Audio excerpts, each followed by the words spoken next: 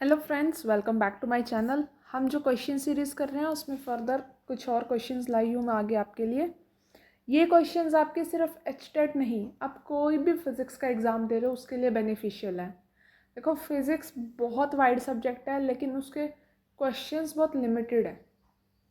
अगर आप थोड़ा सा भी ध्यान से नोटिस करोगे तो फिज़िक्स के मोस्टली क्वेश्चंस किसी बड़े पेपर से उठाए होते हैं और वो मतलब सभी क्वेश्चंस ना रिपीट भी चलते हैं। आपके जितने भी टेट में एग्ज़ाम्स में, यूपी टेट हो, एच टेट हो, any other state TET exam, उसमें जो आपके साइंस लेवल के क्वेश्चंस होते हैं वो रिपीट होते हैं किसी बड़े एग्ज़ाम से। अगर ये चीज़ दिमाग में रहेगी और कुछ प्रीवियस ईयर क्वेश्चंस कर लोगे और जो मैं ये क्वेश्चंस करवा रही हूँ सीरीज़ वो कर लोगे, उसके बाद आपको बाहर से कोई क्वेश्चन बचेगा ही नहीं। तो मतलब इन्हीं में से कहीं से घूम फिर के क्वेश्चन आना है। Let's start with the question number 22। इसमें हमें बोला है कोई कैमरा है, उसमें हमने 4 कॉन्वेक्स लेंस यूज़ किए हैं सिमिलर, जो एक्सली हैं, अरेंज्ड एक्सली, मतलब उनकी जो प्रिंसिपल एक्सिस है वो सेम है और उनका हमें बताना मैग्नीफिकेशन एंड पावर कॉम्बिनेशन का। सपोज एक की पावर p है तो अगर 4 लेंसेज हैं तो 4 की ऐड हो जाएगी, दैट्स 4p, और मैग्नीफिकेशन मल्टीप्लाई हो जाएगी तो एक की m है तो m की पावर 4। तो दिस इज द आंसर। छोटा सा क्वेश्चन है बट कॉन्सेप्ट पता होना चाहिए। Moving to next question. एक बॉडी है जिसका 48 न्यूटन वेट्स है on the surface of earth. The gravitational force experienced by due to earth at height equal to 1/3 the radius of the अर्थ।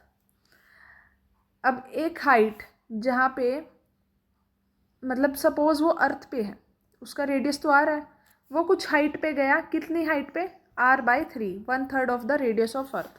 यहाँ पे उसका आपको वेट बताना है, मतलब हमें जी में चेंज, वेट क्या होता है, m इंटू जी।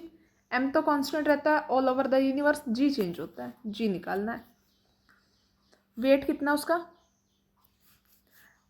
उस this is equal to m into g.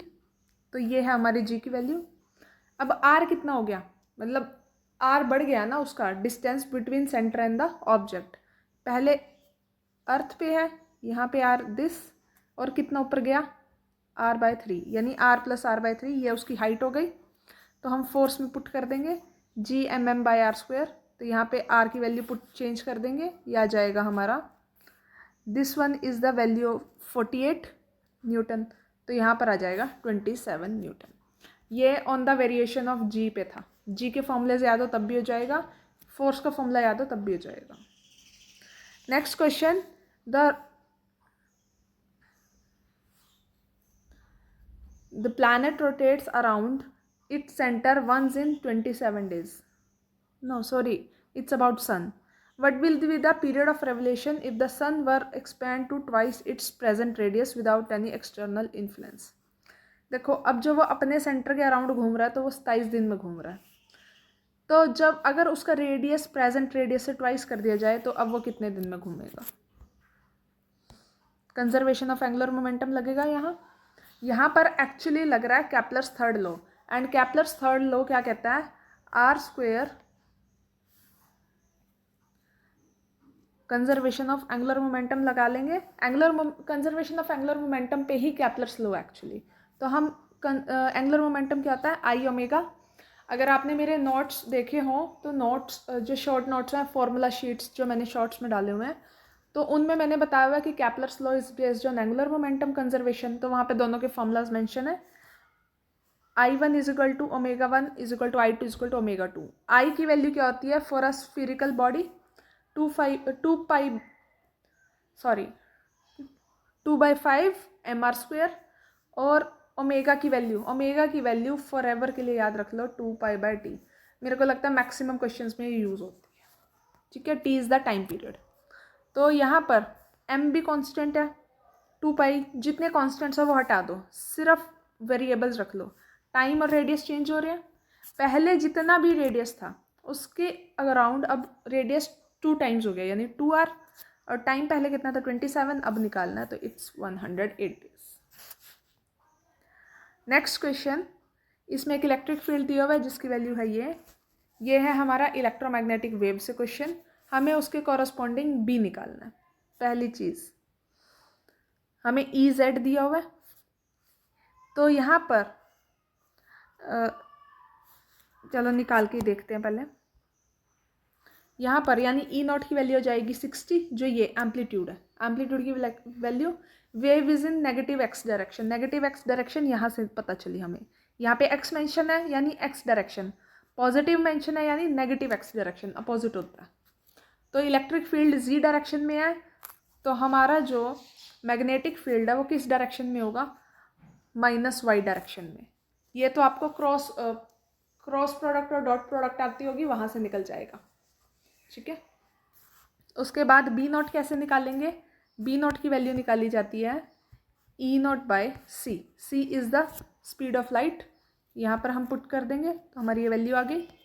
तो हमारा क्या आ गया, बी वाई की वैल्यू क्या आ गई, एम्पलीट्यूड जो भी था माइनस में है, एंड दिस क्योंकि हमारा जो डायरेक्शन है इसकी वो माइनस में है, तो हमारा जो ये आ गया, ये कौन से वाला मैच करेगा, ये देखो। एलिमिनेशन भी यूज़ कर सकते थे आप, ऑब्वियस है कि अब बी की वैल्यू, ये दोनों तो आएंगी नहीं, ठीक है, इन दोनों में से कोई वैल्यू आएगी।